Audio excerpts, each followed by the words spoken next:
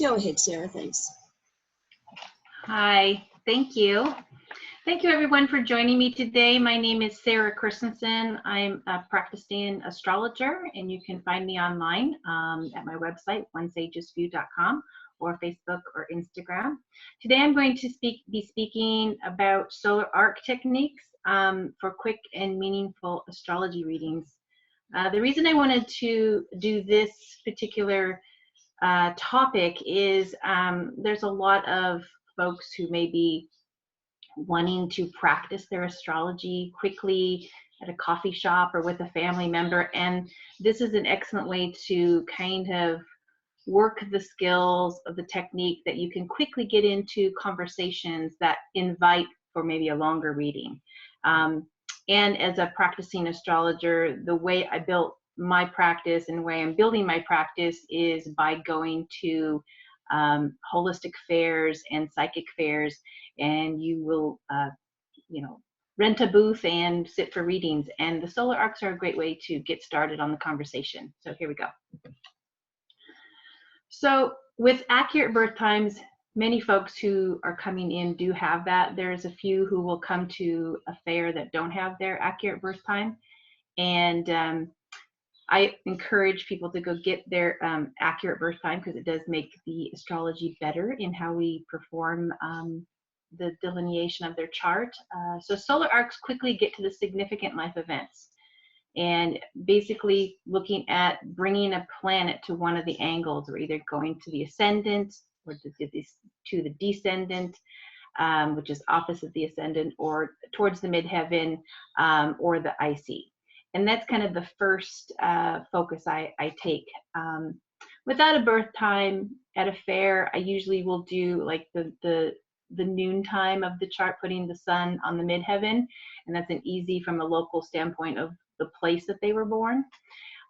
If you can easily pull the sunrise chart, that will give you themes. You can still do some solar arc work through planet to planet, and I would choose the slower planets better. That will get you near themes of the life, but you won't have the houses information, because the angles won't be accurate when you don't have the birth time. So essentially, we're looking for 3 to 4 solar arcs to discuss. And the goal in a 30-minute reading or 20-minute reading, depending on how long your blocks of time are for your readings, the goal is to create the invitation to have a nodal story, more full, rich reading later on. So it's an invitation to do the full reading. And so you're not going to cover the whole nodal story in a really quick reading, like a mini reading. So, and it's also giving some space in the 30-minute reading to have some sharing with the client based on what the solar arc experience is that you're kind of highlighting and framing archetypally for them. But it invites the stories to kind of start surfacing, and then you'll start seeing more of the repeating patterns in the chart. And lastly, I always consider the moon when I'm doing the mini readings, because it tells me by the sign, how they are with their emotional self. If I don't have the time, I can't tell what house it is in, say, versus, something that is be more comfortable in sharing versus not comfortable in sharing. So you just kind of have to sense that and get a feeling of the client as they're visiting with you, and their nature of vulnerability. But the moon in a timed chart can really give you a lot of information about how comfortable they are going to be about sharing information. So solar arcs, here we go. So a great book and resource, if you're interested to learn more, is I really enjoy how Frank C. Clifford put together the Solar Arc Handbook, and I've used this. And this information comes out of his book. It's basically the timing of the sun as it's arcing through the year, at how quickly it moves. So the closer it is to like December, January, and the solstices, the faster it's moving. And in the summer months, from about late April through early about September, even about September, the sun is a little bit more slow. So over time, it takes a little bit more to have something manifest and realized. But your rough guess is still going to be close enough to have the conversation when you go with 1 degree a year kind of thing. But if you want to be super tight on that, you can kind of get a gauge here. Again, this is just looking at the natal chart without having to pull up anything else. You just want to kind of get an understanding of how this is operating, okay? So we're going to start with Monika in our example. So Monika, are you available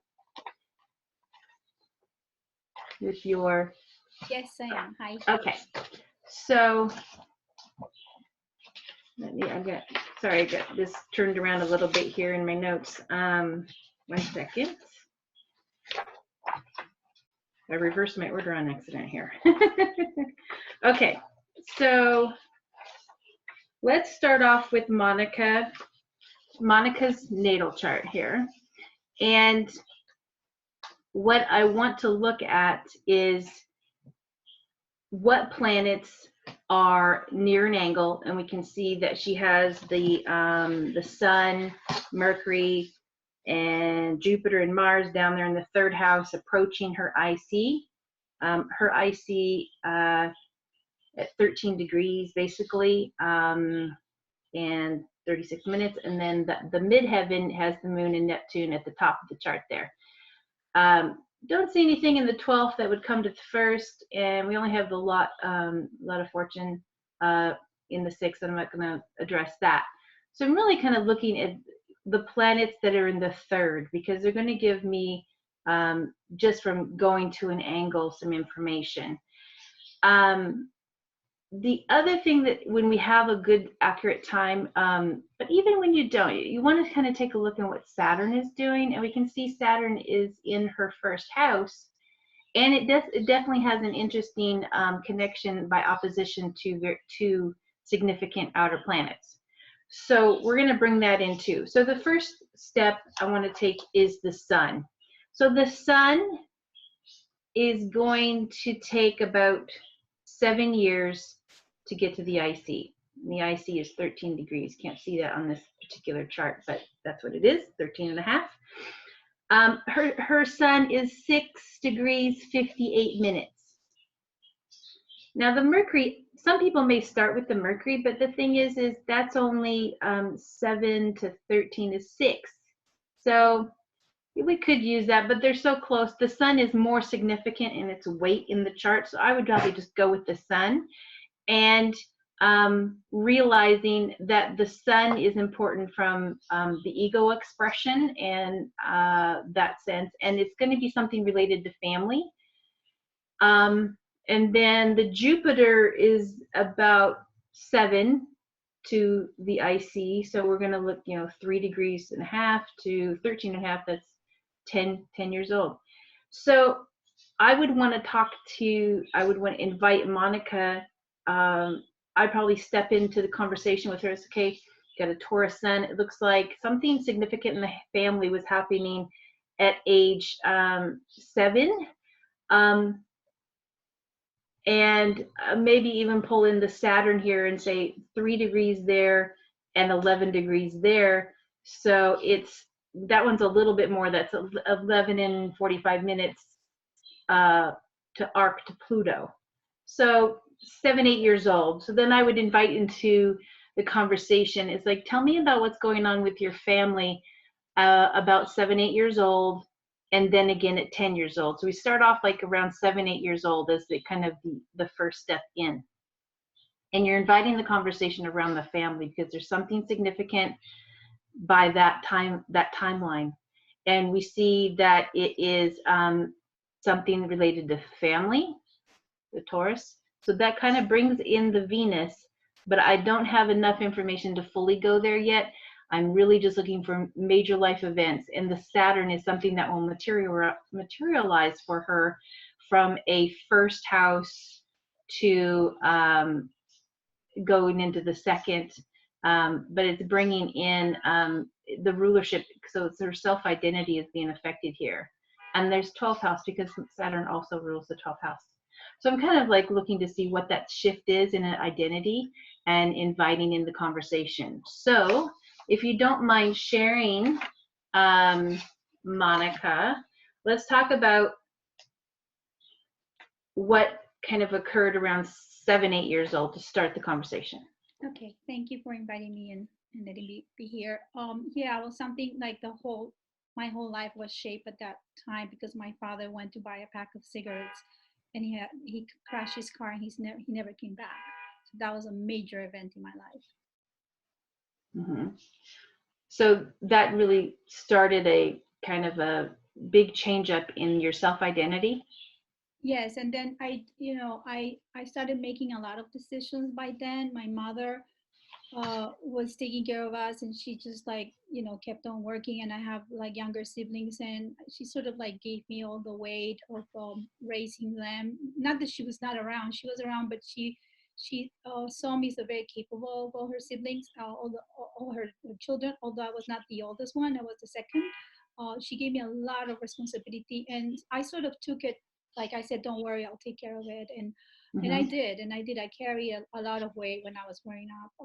That made me want to wish, like after a couple of years after my father died, I just planned my escape, and I wish that I will leave and go far, far away. So I started threatening my mother. I grew up in Colombia, and I said, look, I'm just going to move when I can leave at 18. I'm just going to go far away, and I'm going to leave the family, and I don't want anybody to be behind me, because I was resenting a little bit the fact that I was taking care of everybody emotionally, and in the house, like I was taking care of stuff. I remember having a checkbook when I was very young and just taking care of the food and inviting everybody to be at home and a lot of friends. And I was just like a big mama for everybody. So as you're sharing, I'm kind of feeling that Taurus of the fourth house, that the shift with the sun there, even though there's this big life event that switches that up for you. But it's kind of like as the sun progressed into the fourth house, how your own solar energy is kind of the stability factor for the family at this time. So it's kind of like, like you called yourself the big mama bear, even though you're the sibling taking charge, right? Yeah. Which is interesting because it's like a stacked third house. So all the siblings are feeling all of these things and experiencing these things with you. And then what role you play in that. And of course, you can start to see now that the conversation is definitely been started to string on the nodal story, because we have the moon rules the north node, which is family. Even though the moon is at the top of the chart in Scorpio, we haven't even fully gone there yet, but you can hear it in the themes of the archetype with the relationship with the mother and how you're handling things, and that deep, kind of relationship with that, but also the south node storyline with the father figure, and what that experience was for you in this defining moment, right? That then everything starts from there, that builds towards your fifth north node in Cancer. So we've kind of done the sun to the IC, but also kind of included the Saturn, the arc towards the Pluto experience in the 8th house. Keep in mind that it's not always a death. It could be that it's a separation with an authority figure, a father figure, that could be. I mean, it just happens in Monika's story to be very significant in that context. So I want to keep that as something important to consider as well. So the next solar arc I think is important here is the Saturn at 3 degrees of Pisces would reach the Chiron of Pisces, which is at 17 degrees Pisces in 28 minutes. It would reach there roughly about 14 years of age. But in the back of my mind as an astrologer, 14 should kind of send off little alarms that, oh, the Saturn half cycle. So basically, when Saturn is opposing itself by transit, that would also be around age 14. So it's kind of like something additionally is going on in a Saturnian way that is Pisces, because that's her natal in her own self.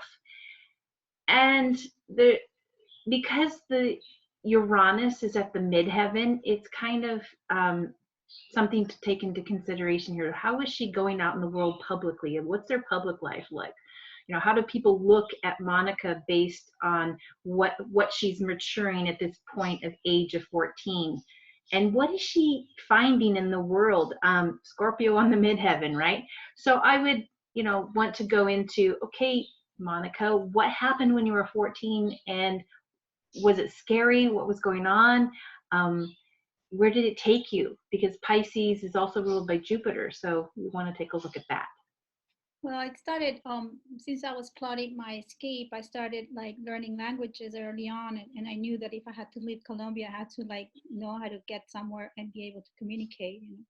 So I started asking my mom. She always gave me a lot of support in anything that had to do with studies. So I don't know, at the time there was no Google. I don't know how I did it, but I did it. I managed to get always her to pay me for my trips and to fly alone to Europe, and I will just go to school and practice my French or my Italian or whatever. But I was always traveling alone. I was very independent. When I think about it now, I just get so scared to think how crazy I was and how crazy my mother was to leave me all by myself, taking airplanes, changing airports, just calling people and say, I'm going to be there tomorrow and I will leave. So I was very independent and fearless, completely fearless of going and exploring, because I wanted to leave. I didn't want to stay in Colombia.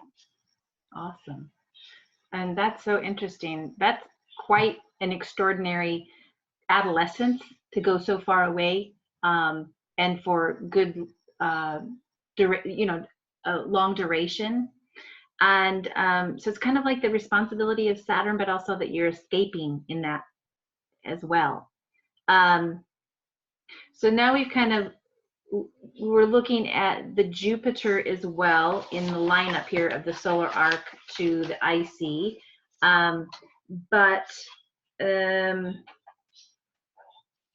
Let's take a look at the moon on the midheaven and why I wouldn't necessarily start off with the moon solar arc. The moon is only like 1 degree away from the midheaven. And at 1 year old, many people don't remember, and it would be something they'd have to go back to their parent to kind of understand what was going on, unless there's a storyline that's so significant that it could be shared. But oftentimes you may miss something because the individual doesn't remember at that age. So it's always kind of keep in mind the age that kids tend to that we tend to, as human beings, tend to remember, unless we are fully aware of it from the family sharing the stories throughout the life, right? So so I wouldn't necessarily have used the moon right away, but the moon storyline is absolutely coming out in her examples, and how she may share her emotional self in some way, or feel about the world in some way. And also the family entanglement, that's the Scorpio, and the entanglement with the family. So the Jupiter to the IC to me is like the fierce independence that comes out, the traveling at such a young age, Colombia to France and Italy and so forth. The financial support that comes from the family for her to do those things, but also the negotiation with the mother as a part of that, to even be able to do that. There's a growth that's happening between the two of them. And so there's so much richness in the storyline that Monika could still delve into in a very quick reading. And you start addressing, the south node of the Saturn, what that means for her, and also the north node of the moon. But you're not fully going into the nodal story during a 30-minute reading. You're just kind of starting to get some of the threads and what you will maybe later dive into for the invitation. Yeah, there was, I wanted to add something there, what you said. There was like that language that I created with my mother about manipulation and trying to get everything that I wanted. Because since I was born, I always felt my mother had an overpower over me. She's a very powerful woman. And then, when I started doing astrology, I realized both her moon and her Neptune that are also conjuncting, they fall exactly on my Pluto in Uranus. It's really like there's nothing I can do. I could be living at the other side of the world, and she just has this like imposition of me. So I wanted to get away from that, and I realized I had to manage to get like this kind of language where I will get a lot in return for all the things she was asking me to do. That's why I was able to go and live somewhere else, Mm-hmm. because I just, everything became a transaction. Like, okay, I'll take care of this, but then you give me this, and then she will always Mm-hmm. smile and say, Mm-hmm. you can get anything you want with that little smile. And I say, well, then, don't keep me asking for it, because I will always make it into something that I need at the time. Yeah, is a great example of the archetypal themes in your chart. They're just kind of popping up while you share. So another solar arc that's present and probably easy to get to is the Mars. And Mars is in its own sign of Aries in her third house at 22 degrees. And it would arc to her nadir, her IC, around age 21, 22. So it's got to, this is where I probably want to get an understanding of her fierceness or her drive, because that's Mars. How are you using the free will? So can you share what was going on for you for home? What were you doing around home, family, your own roots, whatever, around age 21, 22? I had moved to Europe already, and I was studying, and I kept on moving from country to country because I didn't find myself at any place at home.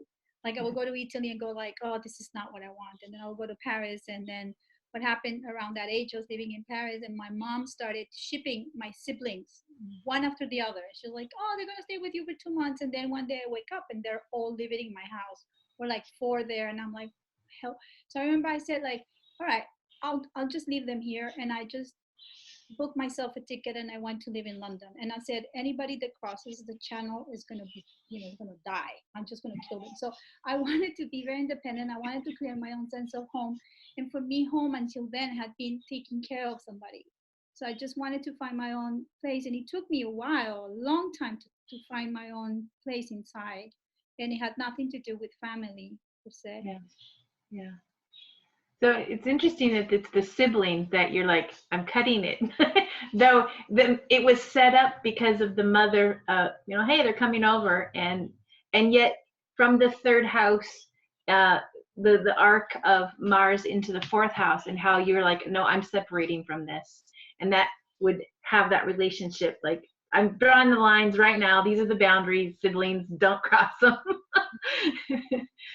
So when you set up your family, your own place, and at that point, I think you mentioned, I don't know if it was at this point, um, starting your own family with marriages maybe, but tell me a little bit about that.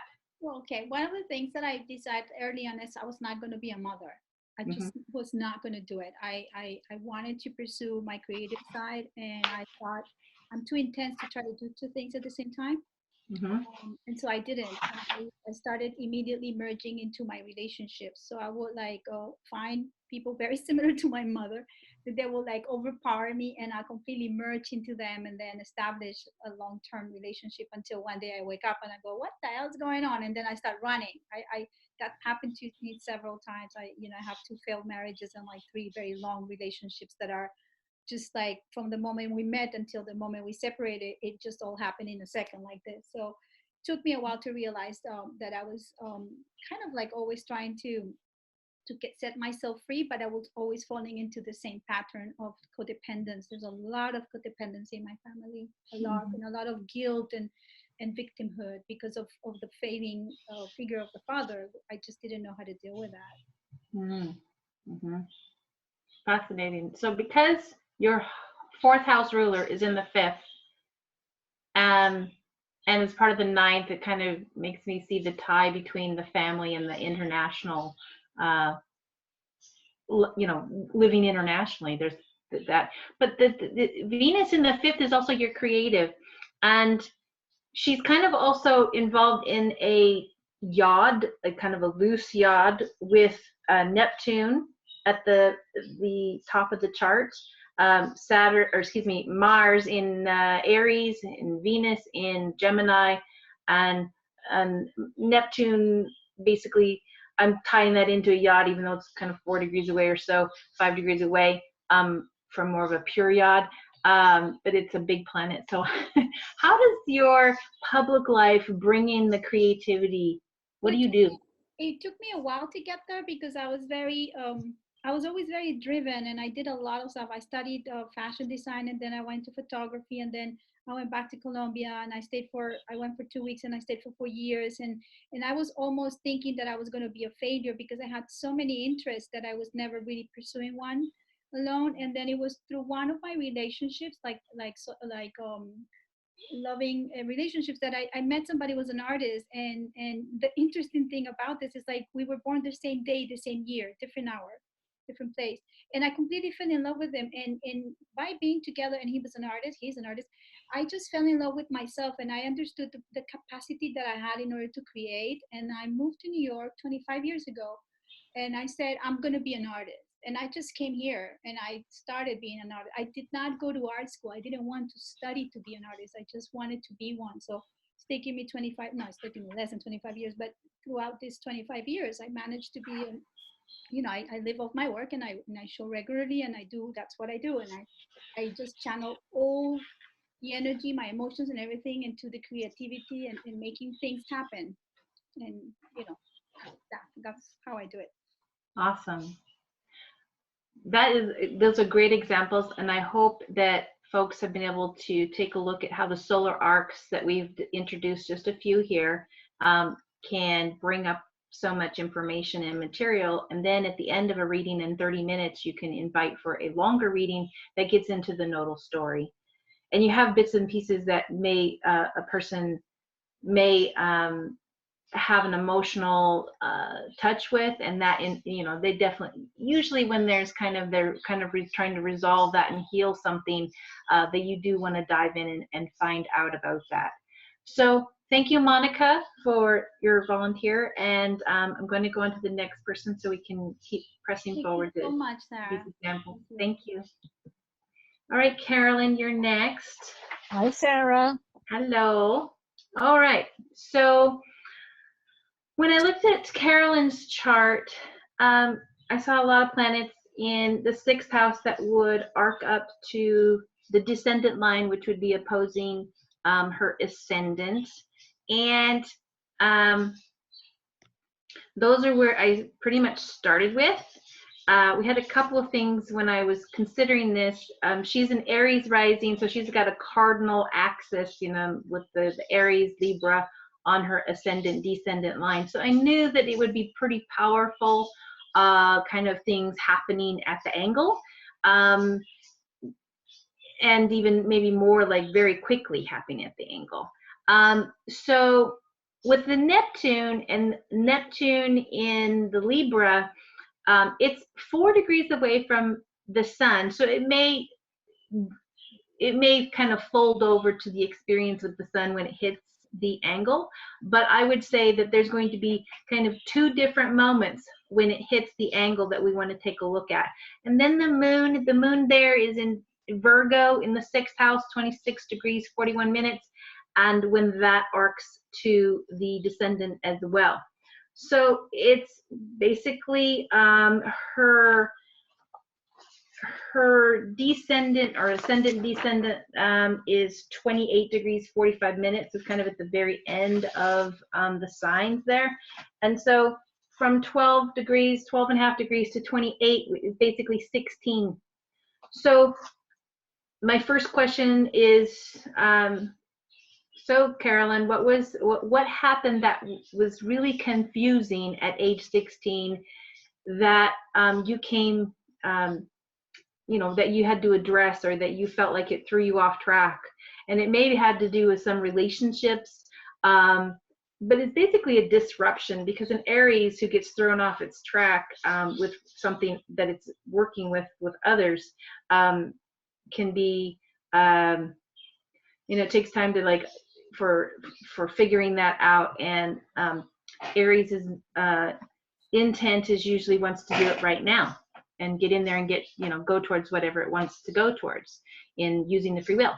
So I'll open up the conversation, Carolyn, to let's discuss what was going on at that time. Okay, when I turned 16, well, when I was 16, it was the first year that in Quebec, the grade 11 exam results had been done by computer.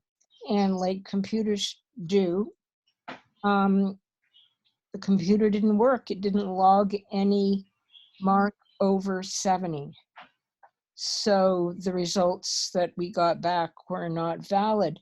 So I had planned to go to university in the Maritimes, but my results didn't come back, and it was just messy. My mother, who usually was supportive of what I wanted to do educationally, was not on board.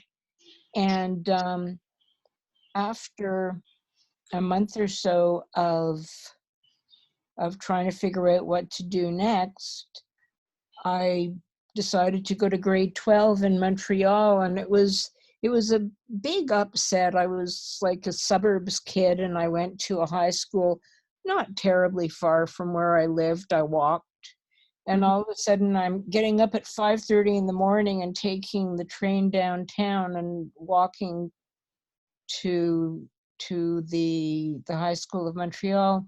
And I lasted a few months. Didn't last very long. And I remember my mother was livid. The principal phoned her and said I wasn't going to class, which certainly not been my pattern. So that was what was happening when I was 16. Okay. So when you bring in the detail of the mother, that's, framing a little bit the moon in the conversation right away. And we haven't even jumped to like when the moon comes and arcs up to that descendant, but you can kind of see it starting to weave in the storyline. Okay, so we get an understanding that this incident with the systems and trying to go to university, it kind of threw you off track for what you had planned. And so you're kind of just flailing about trying to figure out what's my direction, right? That's kind of Neptune facing you from the descendant, right? And not too long after, just a couple years later, the sun is going to arc up there.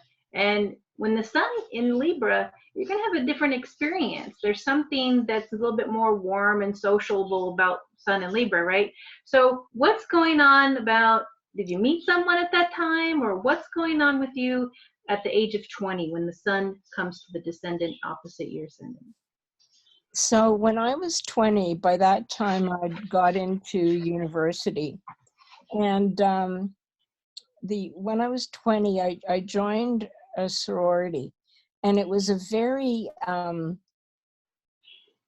low-key, not snobby sorority. It was fun. We supported an orphan. We had parties. It was a Catholic college. I'm not Catholic, but it was just, I made some really good friends, and we laughed. We spent a lot of time laughing. So that was really good. So a significant jump in the feeling nature of yourself from the Neptune to the sun, right? Yeah.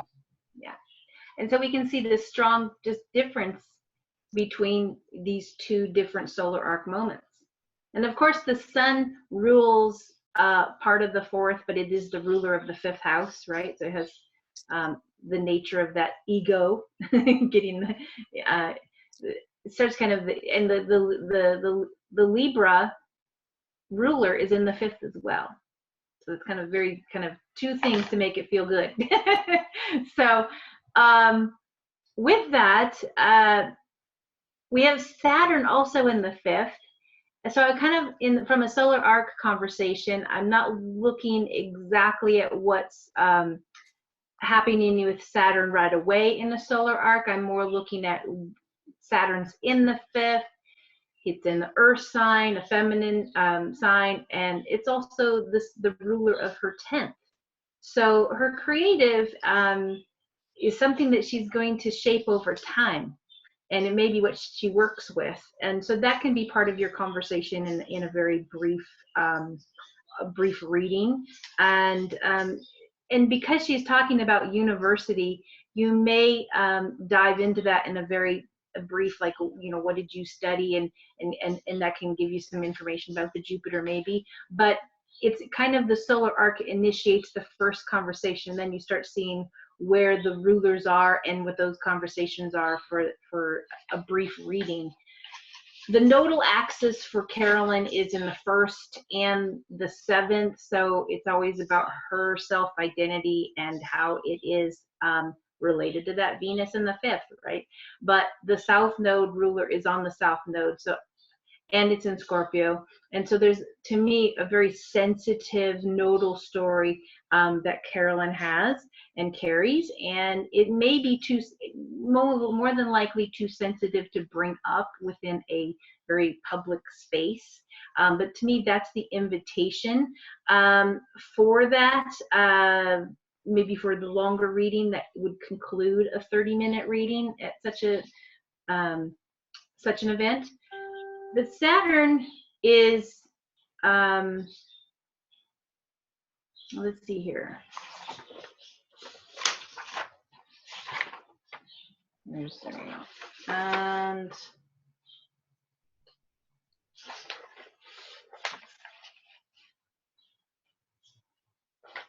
bear with me here. So we talked about the Sun, or the Neptune coming up to the Descendant at age 16. And I know from the Saturn in the transit, at age 14, it would be opposed itself. So in age 16, knowing that the client had just maybe finished the Saturn opposition, I would, look at what was going also as the Saturn would be just passed in the Pisces and moving through the 11th house with friends and whatnot. But we're going to jump to the solar arc of the moon, because it's another important one for Carolyn's story of big experience, because it goes from Virgo, the sign of service, but it's also maybe in our adolescence, something that we experience a little bit with, the critique of our inner self, and how we, language something, or how we work with something, because the moon in Virgo is looking at the finer details of our feeling nature. But it's really in the 6th house, it's about our service to something and how we grow to that. But it's arcing towards Libra, and Libra is looking for balance and how it may relate back to the Venus in the 5th house. So that's the creative work. So there's some kind of service with creative work. So that arc takes place, so 26, so it's happening around 28, so that's 26 to 26 of Libra, that's 30 years, so it's about when she's 32 years old. So Carolyn, can you kind of share what you're experiencing at 32? At 32, okay, I had eventually got into teaching, and by the time I was 32, I was well into it. I loved it. It was my way of serving. It was, I had never thought I'd be a teacher, and it was just exactly what I wanted to do, much to my surprise. Right. Around that time, I had, there was the end of a 2-year love affair that was just traumatic. And then it was the beginning of first the possibility of strike. The government had said All the kids are getting integrated into the classes. So you can have a class of 33, 34 with autistic syndrome kids. You could have behavioral kids. And at that point, there wasn't the material that there is these days. There weren't the attendants. It was just like the kid arrives and you do what you do. Mm-hmm. And that was a huge betrayal. So I strongly supported striking, and actually got blackballed at one point for it. I was one of we laughed and called it the Granby Seven, who picketed outside the school while everybody else went in, but it was very intense. Okay. Big betrayal. Right. Which kind of brings in the seventh house, you know, these authority figures and so forth, that betrayal and so forth. Yeah. So we can see kind of some of the South Node story coming into play with that one, but there are others. I don't go into some of them here because of the depth and what I would deem what would be where you would maybe want to navigate during a very public reading when there's other people around, like a psychic fair or holistic fair.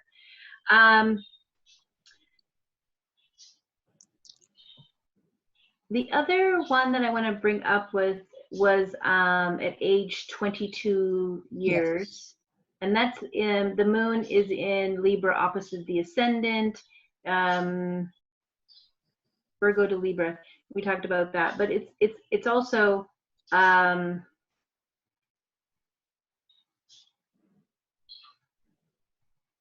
think at 22, at age 22. Can you go to dive into to share what you experienced at that time?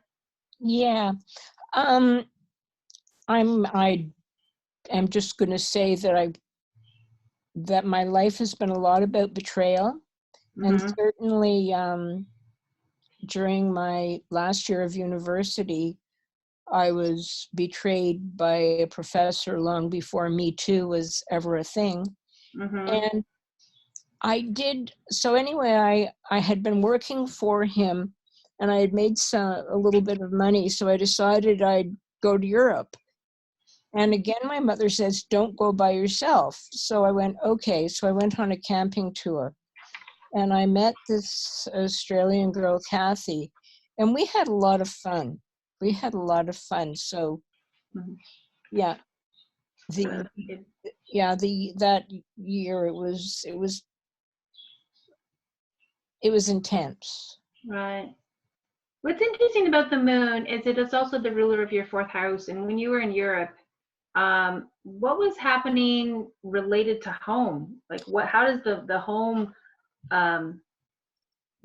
factor in here when it's arcing and you're going off to Europe?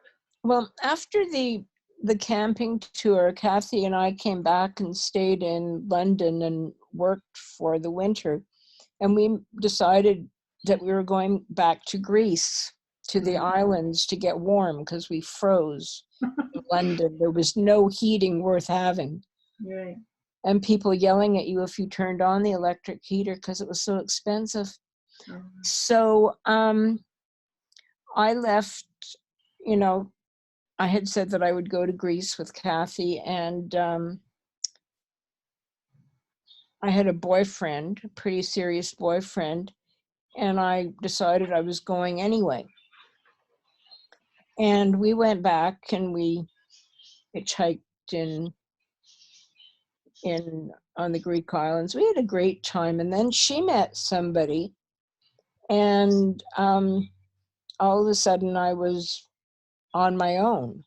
So that was a betrayal. Now it ended up quite well. I ended up hitchhiking with an English guy and an American guy. They were fun. We had a good time. Yeah, they used to hide in the ditch and put me out with my long blonde hair to hitchhike. It was like a B comedy movie, but it was good. That's awesome. It really shows off your Jupiter. I love it. So what about home? So home. I was on Crete. And I just woke up one morning and I went down to where all of us university students gathered, and I said, I'm going home. I just decided all of a sudden. I hadn't known I was going home. James said he knew I was going home. He'd seen it coming. Maybe he did. He could have. But I just decided I'm going home. And within less than 14 days, I had gone back to London, said, see you later to the Australian boyfriend who was really upset with me. And I came home and I was just so glad to be home. So it's kind of just a snap decision. I'm going home. I just have to be home. Yeah. That's so interesting, how it weaves in with the moon when it's arcing and those very distinct experiences, and it just kind of turns on like in a very quick moment. And others, as you're looking at Carolyn's chart, you can also see that Uranus is in the 3rd house, and you can see that in Cancer, it's going to be arcing to the IC. You could have worked that one as well in a reading, and it would bring in the moon experience at 13 and a half years old, maybe 14. It may tie in around 14 based on the timing of the birth. So you could do that one as well. The invitation here is, of course, just to get into some storylines that help kind of start uncovering the sun, the moon, the ascendant, arcing towards the angles, and big life experiences that will start opening up some of the storylines that exist within the nodal axis of first, the self, identity, and others. It is a sensitive one, and I would then at the end of the reading for Carolyn have invited her to dive into the South Node if she felt comfortable to do so, if she was ready to do that or not. But you can see that there are strong pieces of the individual's history and life experiences and the feeling nature and the relationships that are tied in these stories, and you can speak to the archetypes very quickly, and by age they usually can remember these really significant events. So Carolyn, I think that's everything I have for you, so thank you so much for Thank you. being a volunteer today. Jen, are you available, I hope?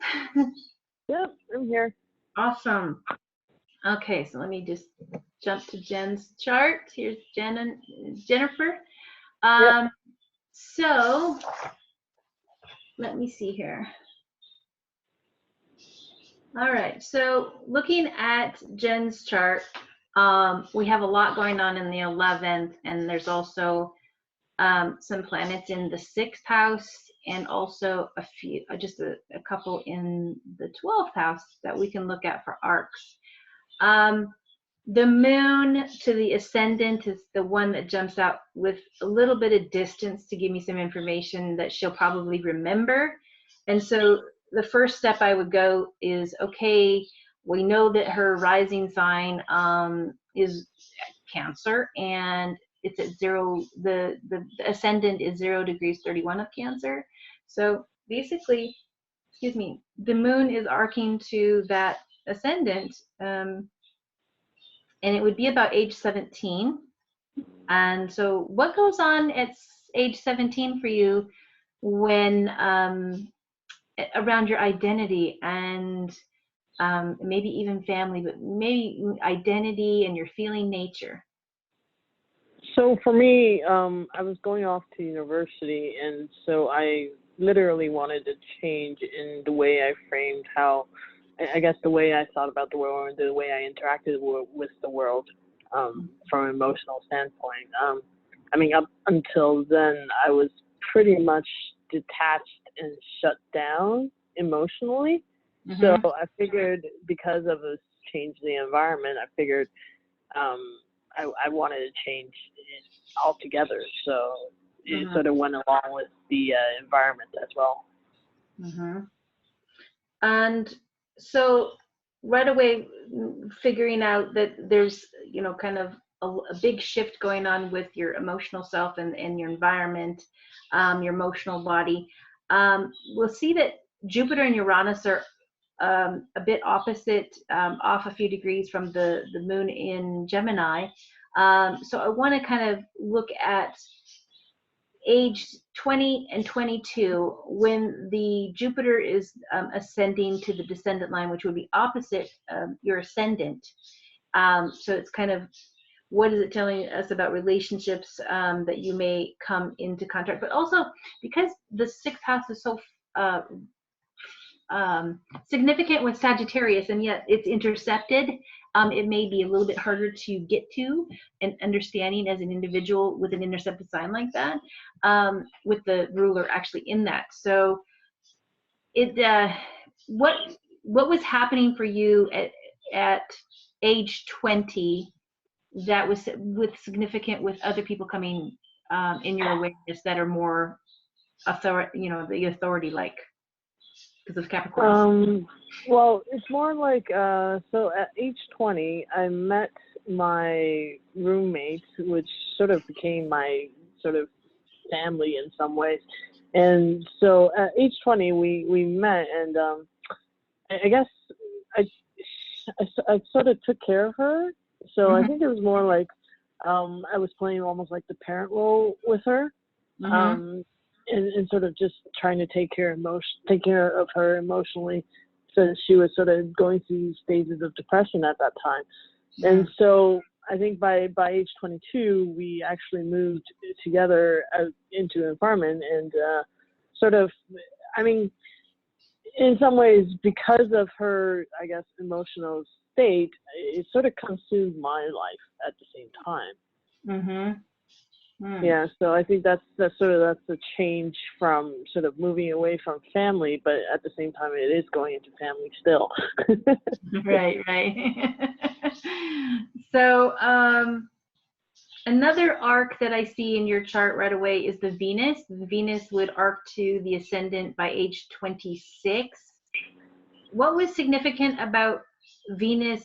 Venus is our sense of being lovable, or we're feeling more lovable, or we're struggling with being lovable.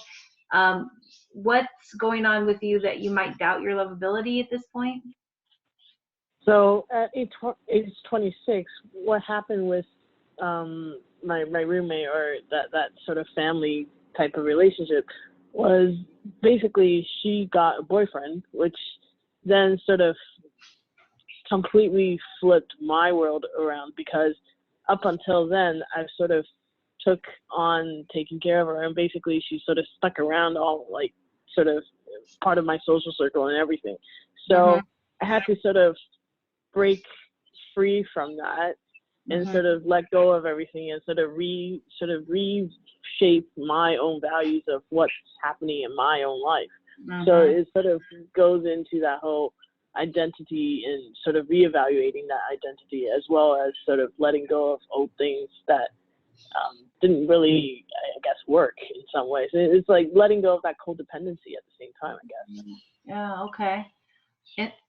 That's very interesting, of how the roommate was kind of like the family, and how that moon comes into frame there. So while you're sharing, I'm noticing, I'm looking at Saturn in your chart, but I see there's two other arcs that kind of jump out at me, and that's the Saturn in Scorpio at 1 degree, retrograde in the 5th house when you're born in Scorpio.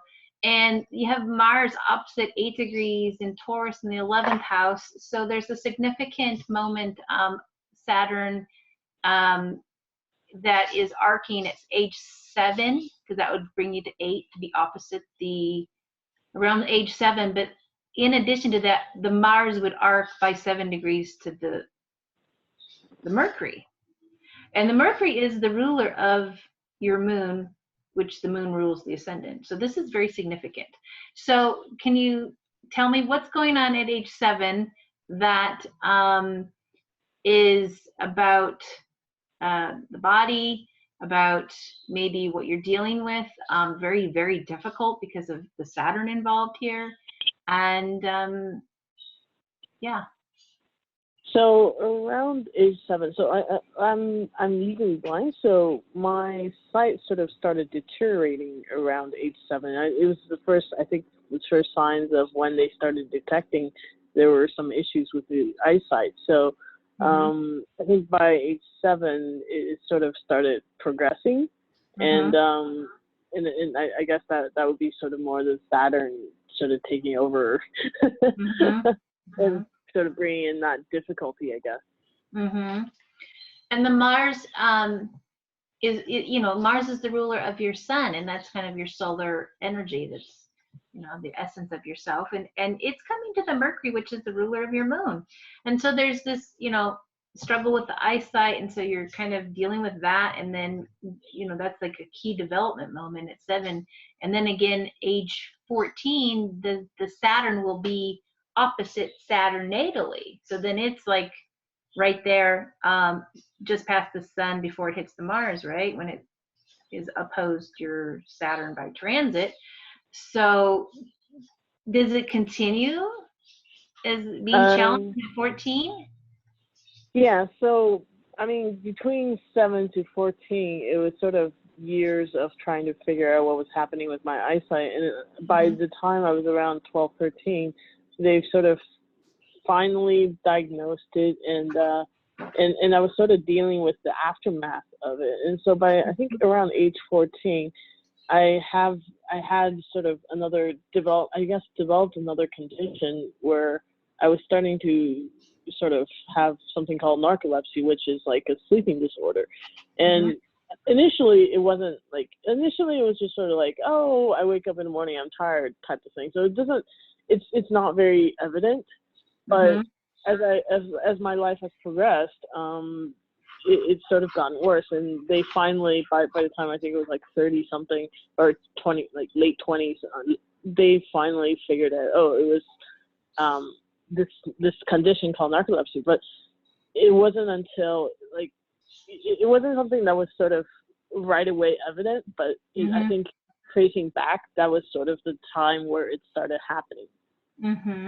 And then through this experience over time, it's challenging your belief systems, and that's kind of the stuff in the 6th house about what your daily life is like, you know, your so eventually it got to a point where, because it was so bad, that I have to rethink how you know, how I structure my health and how I structure my routine, and you know what's actually important, and sort of it makes me rethink, you know, what we take for granted as health and as sort of physical health, basically.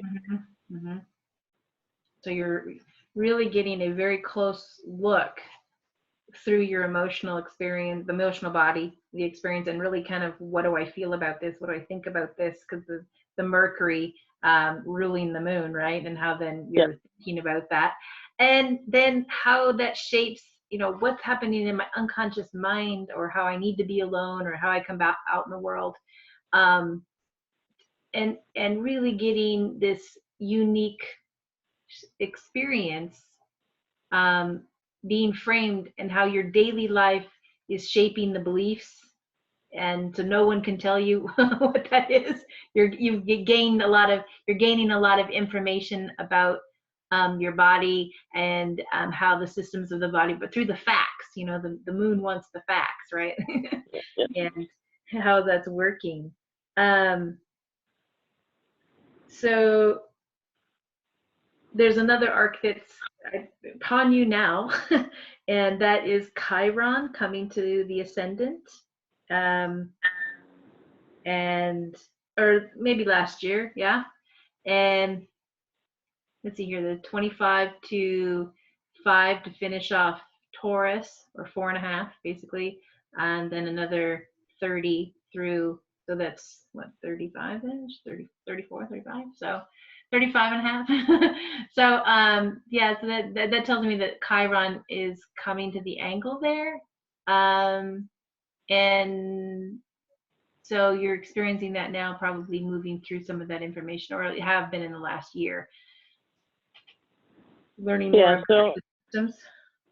So from that, I guess it's both both, I think, physical and emotional sort of type of healing and trying to heal others at the same time. It's like I've I guess moved away from the work, sort of the old type of work that I used to do, and sort of restructured my life to think what actually is meaningful for me, like work-wise. So both, and also at the same time, I sort of restructured my life physically.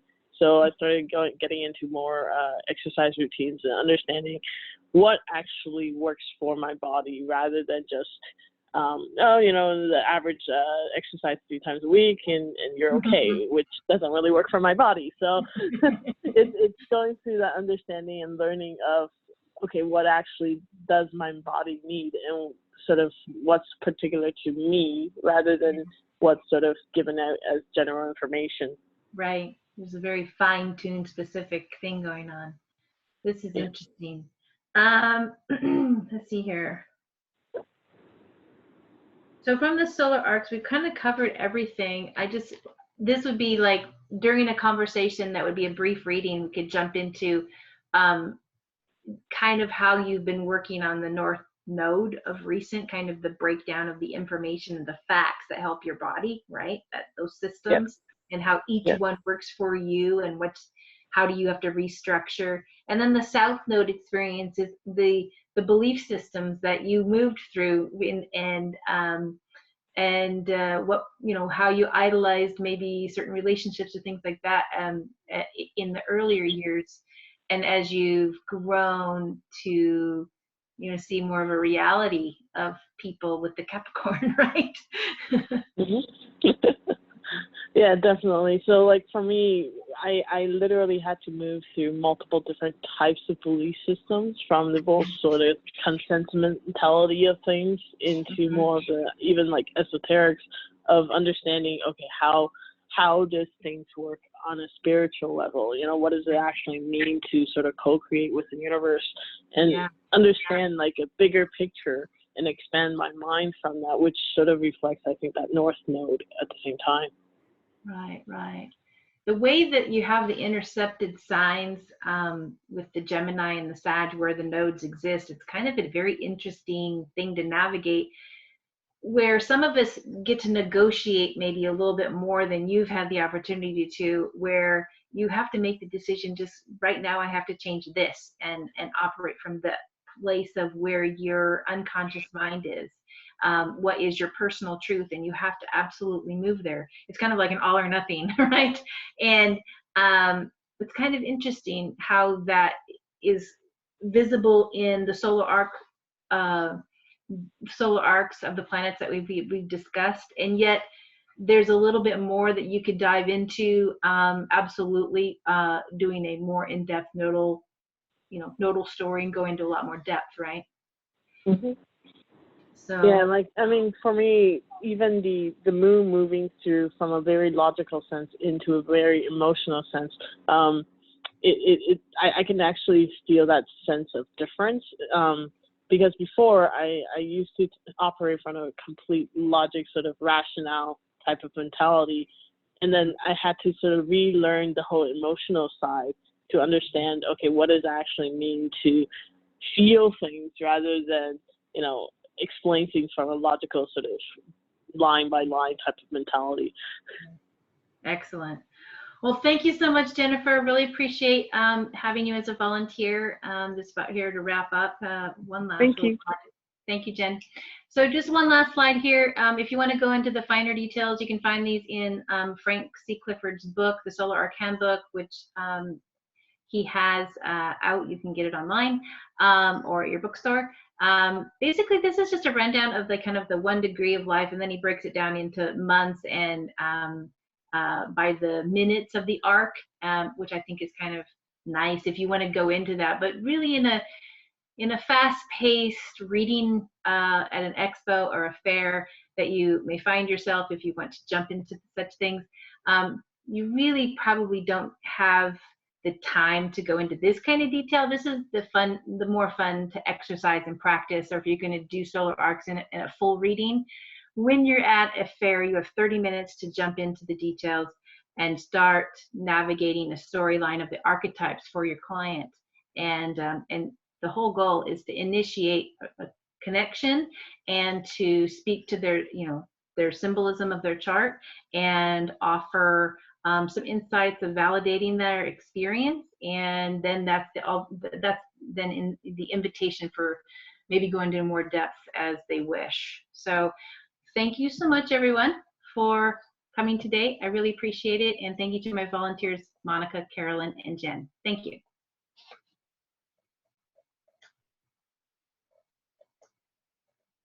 Great, thank you very much, Sarah. That was fantastic. I've stopped the live stream, so thank you. And thanks from all of us. And we'll catch you next time. All right, thank you, everyone. Okay, fantastic. Thanks, Sarah.